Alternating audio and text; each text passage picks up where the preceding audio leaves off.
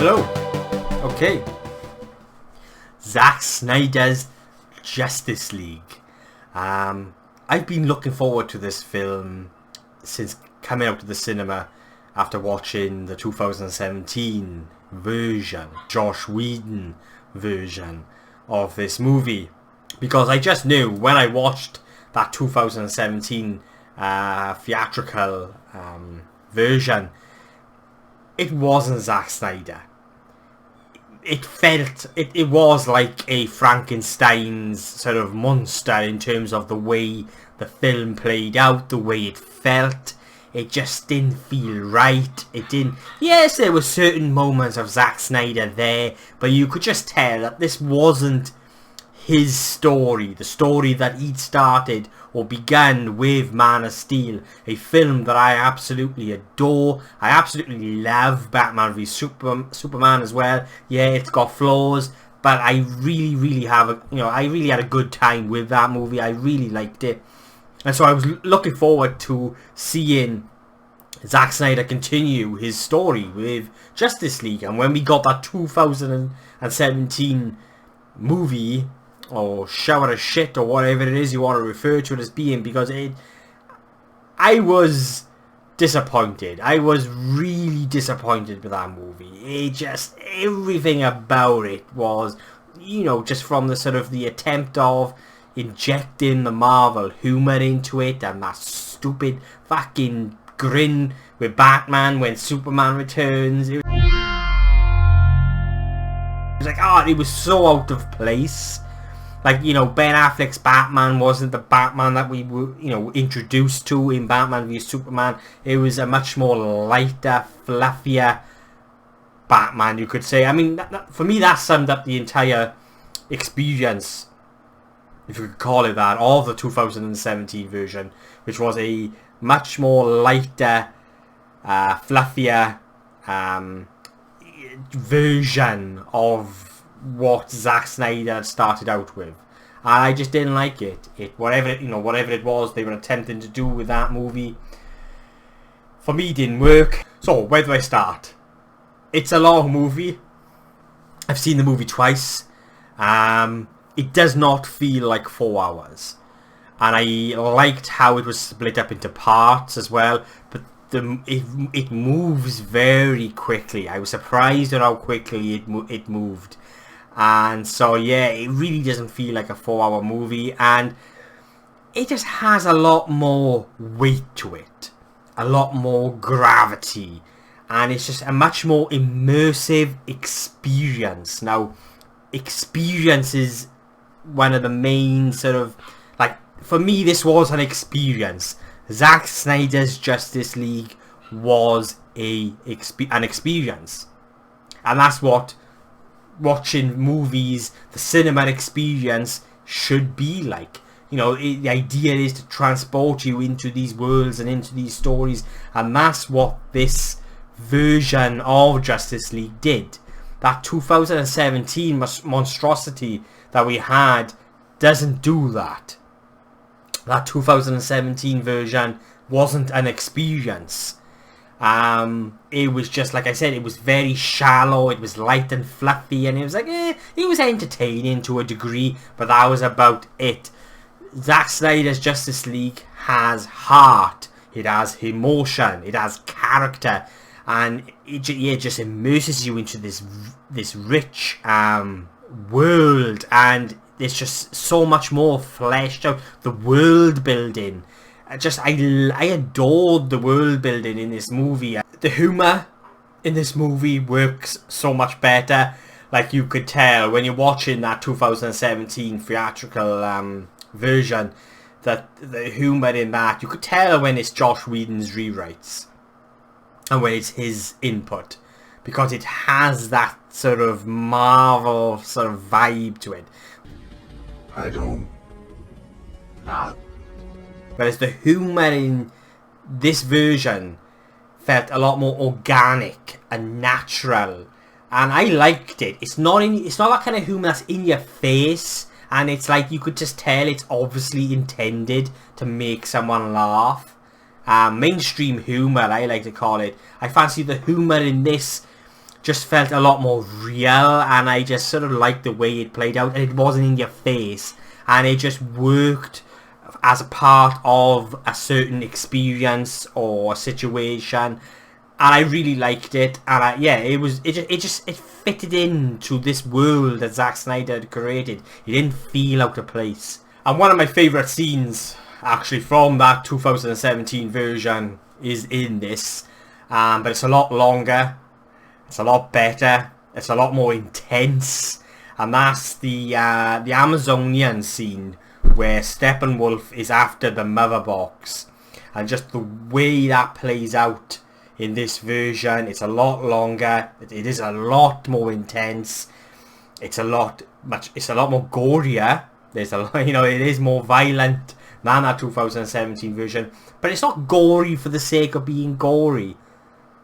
When you get that sort of that violence in this movie, that R-rated violence, it works because it feels natural, it feels organic, it fits with the situation, and it's not just there for the sake of being there. It's, that's what you would expect if Steppenwolf was going to sort of swipe at this Amazonian with his weapon. I mean, it felt, and as a result, it just felt a lot more real and grounded as well. It helped ground the movie and give it that sense of sort of almost realism. But yeah, that scene, just by putting those moments back in, it really sort of amped up the urgency and the threat. It amplified the threat, and that was one of the biggest differences with this movie as well, among many other things. Along with character, was that sort of sense of threat and urgency, that something is coming, that impending doom, that feeling that something evil is coming. And that was something that 2017 version just didn't have. It was like, oh, a villain shows up, he's after the mother box, and you've seen it all before, kind of how it's going to end. Whereas this version really did have more of a sort of a threat. The stakes felt higher, they felt greater, and that there was this real threat here in the form of Steppenwolf. And I'm just going to touch on the design here. I really dig the design of Steppenwolf in this. I mean, it doesn't take much to beat that 2017 pile of shit. But yeah, just from certain emotions and just the way the suit comes alive, I just really dug it. And Steppenwolf's character gets a little bit more background and motivation, and you sort of get a little bit more insight into his character, which helps a lot. Yeah, I really like that. He's not just coming after the mother boxes for the sake of just taking over the world and all of that. There's a lot more to the character, and so it adds to that immersement into the experience. Cyborg had the biggest you'd see the biggest change, the biggest difference, which is, you see a lot more into his character and what's going on, and he is essentially the heart of this movie. And I really liked what we've seen and what Zack Snyder did with his character, and what Ray Fisher did with his character. I really dug Ray Fisher's performance. I dug it in 2017, and I ended up wanting to see more. And we see a hell of a lot more in this version, and I couldn't help think that I wish I'd seen his origin story and a lot of what we've seen in this movie in his own movie, in his solo film. I think a lot of what we've seen in this maybe would have worked better in a solo movie. But that's just a minor gripe from me, because I liked what we got. I liked that. So I liked how he fleshed the character out in his version. But again, that goes back to how I feel in regards to how Warner Brothers approached the DCEU. And I do think that this is where they should have taken a leaf out of Marvel's book, which is we should have had standalone movies first. We should have been introduced to Wonder Woman, which we were. We should have had an Aquaman movie first. We should have had a Cyborg movie first, and then all of that would have eventually have built up to like these big event movies like Justice League. They didn't go down that route, but at the end of the day, this is what we got, and I have really enjoyed it. And even more, I wanted a little bit more from the characters, even though this is a 4-hour film, mind. I still just wanted a tiny bit more from some of these characters. Probably the Flash. I think out of all of them, even though the Flash, the way he's treated in this version is so much better.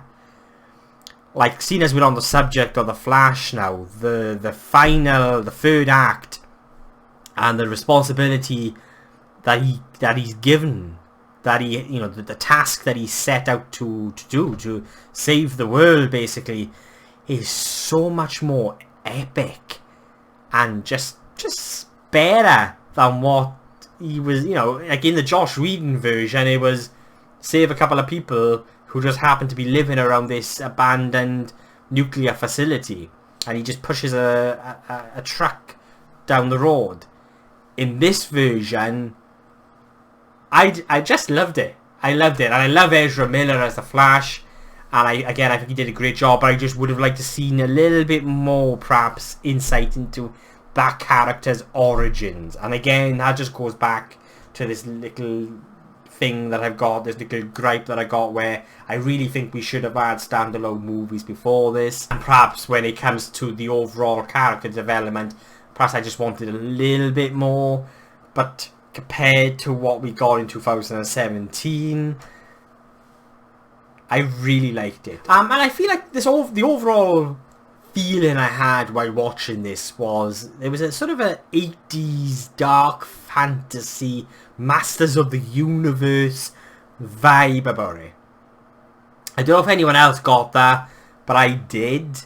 And there were certain moments towards the end, the final act, you got the boom tunnel, when the boom tunnel appears, and you have Darkseid there, and when you got those old films like Jason and the Argonauts, and those sort of, that sort of like Masters of the Universe, it had that dark kind of fantasy 80s vibe to it, which I really, really dug. And you got, Steppenwolf's eyes light up blue, and it's just, it really transported me back to being a child again. And so to a degree, watching this felt a little bit nostalgic, because it reminded me of those old fantasy sci-fi movies like Clash of the Titans, Jason and the Argonauts, and Masters of the Universe, all of those, and even Ridley Scott's Legend. Those kind of movies, I don't know, just had that vibe, and I loved it. And I really dug the score by Junkie XL, or Thomas Holkenborg, I believe his name is. I believe that's how you pronounce it. But it really sort of helped amplify the emotions. In parts it's very sweeping and epic. And Crew at War Power is actually one of my favourite tracks. I listened to the album before watching the movie, and there's a lot of really nice tracks on it, but Crew at War Power is my favourite.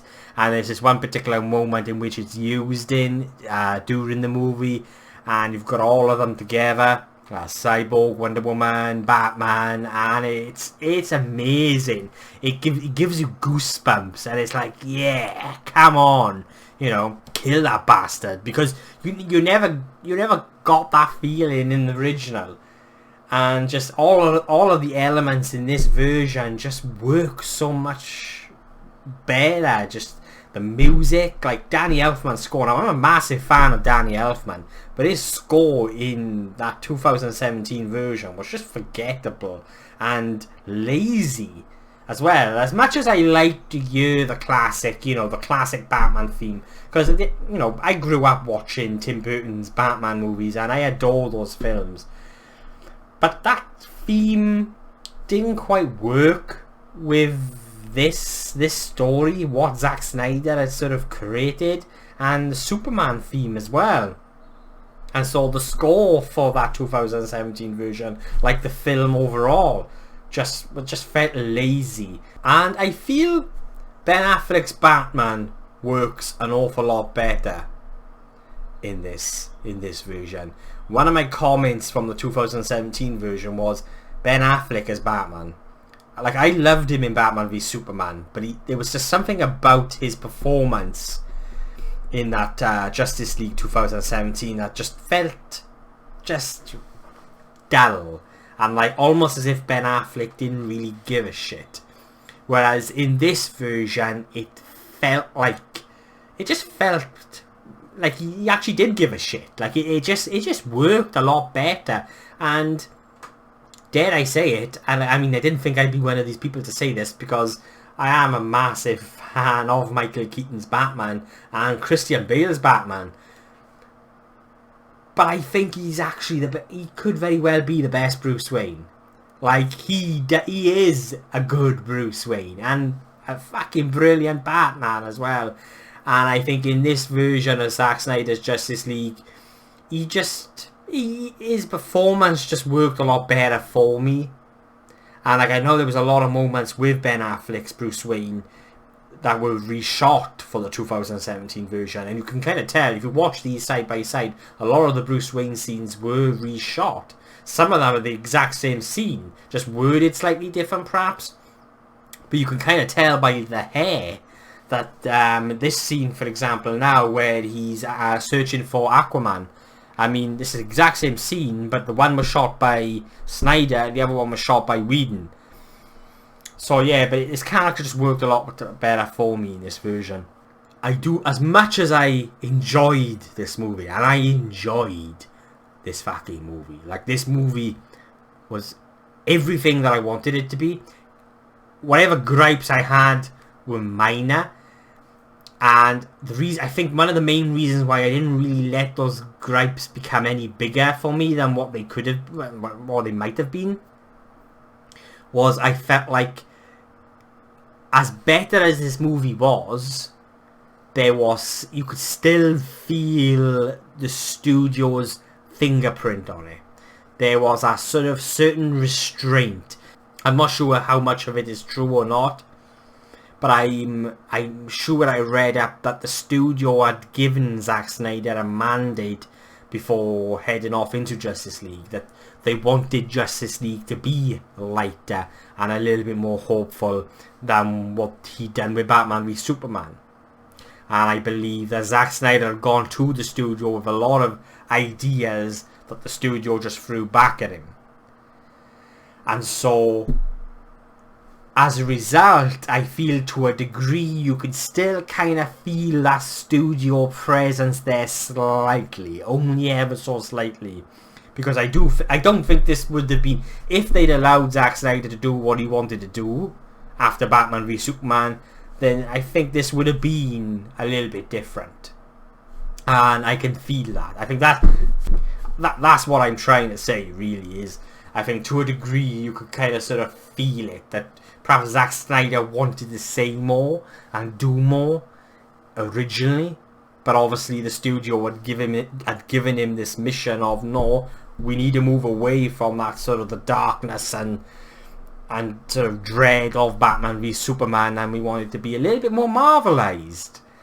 And so there is a tiny element of that there, but overall Zack Snyder's Justice League was one hell of an experience.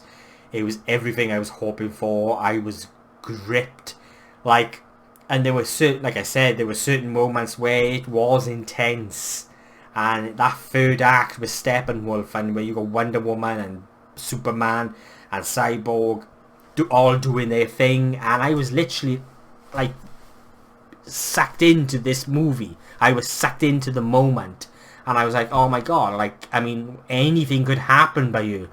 You didn't get that with 2017's. So yeah, basically, I loved it. I really loved it. And it's not perfect. You know, it's still got flaws. But for me, overall, they were very minor. And there were certain areas where perhaps character development, I just wanted more. But at the end of the day, it is what it is. I really liked it. And I'm not going to ramble on anymore now, because this review is probably going to go on for a lot longer than I intended it to. And there's so much more that I could say about this movie, and one day perhaps I will. But they are my thoughts on Zack Snyder's Justice League. I highly recommend you watch it, and I'm jealous of those that do watch this that haven't watched 2017's version. I am. And if you haven't seen 2017's version, don't. You don't need to. Just watch this version. The story is the same. The story is essentially the same, but there's so much more meat to it, and just reasoning and world building and character development, that it just becomes a much more epic and rich and an emotional experience as a result. So yeah, they are my thoughts on Zack Snyder's Justice League, and I will be giving it an 8.5 out of 10.